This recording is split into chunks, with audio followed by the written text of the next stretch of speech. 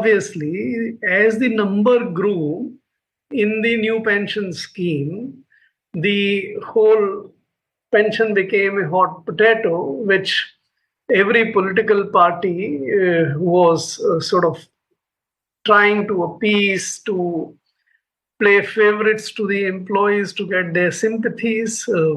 That is what happened when some of these Congress states changed to the OPS. Some actually did, some announced, and the Modi government was under pressure and was seen as not giving the employees their due. And now, what they have done is to actually go halfway towards the OPS. It is not the full way, it's certainly the halfway. That 50% fig leaf, which is what the employees always wanted, because it is the OPS pattern that give us 50% of the last pay or last year's average pay as the pension. But mark is an important change, which is not fully explained by the government still. The commitment is, and the announcement is, that you would be paid 50% of the basic pay. The announcement is not 50% of the pay, which means, to my mind, correct, DA, 50% of DA applicable will not be paid to US pension.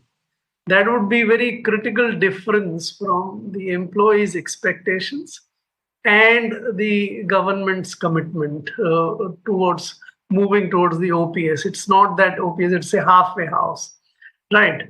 So that is the one very important change, which is fiscally advisable, that you don't, by the way, just to give you a little sense, that OPS is about 3 times costlier than NPS. Now, the model which has come out of the UPS is about 2 times costlier than the NPS, right? So it's halfway. There is one more difference which I would point out to you for because that has vast implications about its acceptability amongst the people whom the political parties are trying to please.